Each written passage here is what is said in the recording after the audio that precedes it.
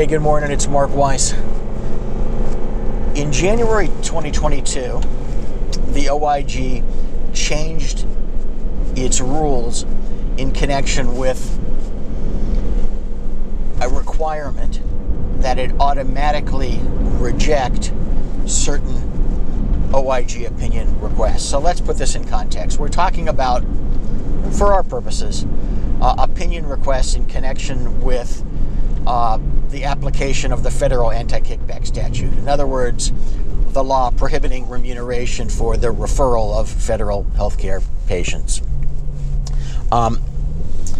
There traditionally have been several uses for OIG advisory opinions. The one that most people think of is you're seeking a positive opinion. You're engaged in, or more likely about to engage in, a certain set of a certain transaction involving circumstances that may or may not implicate the anti-kickback statute, may or may not violate it, and you present a request to the OIG for an opinion that it doesn't. In other words, you're looking for a positive opinion. The other popular use is to use an application, a request for an opinion to block some action.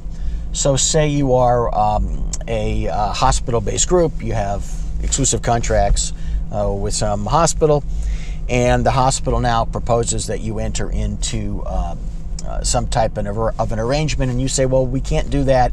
It's violative of the AKS. They say, no, it's not. And we say, wait a minute, we're going to apply for an opinion.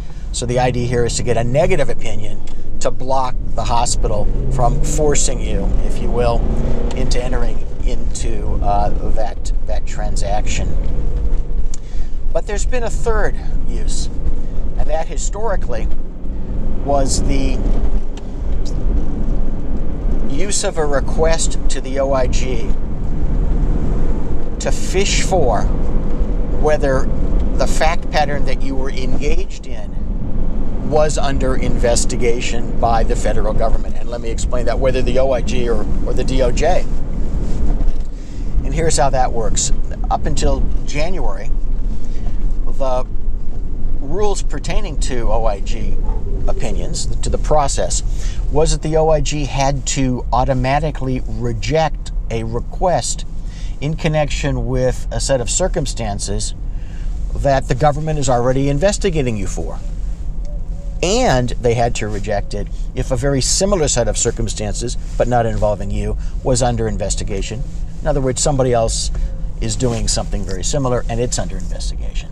So you can see how that could be used. It could be used to fish for, because you'd get a very quick response within a couple weeks saying, we can't process your request because you are, for example, under investigation. And that's very valuable information, and now in connection with your defense.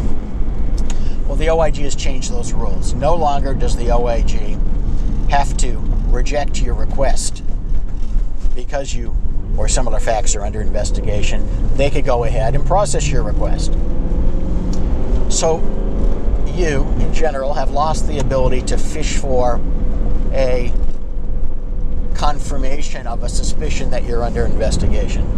But there remains a related way of using an investigation-related request, and that is, in that same circumstance, you could apply for a ruling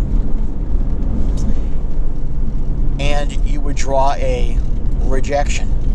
When you had that rejection, you could then go to court, having exercised your ability to get an administrative response, go to court and file for a declaratory relief action, asking the court to say that your activities don't violate the AKS as a blocking strategy against prosecution.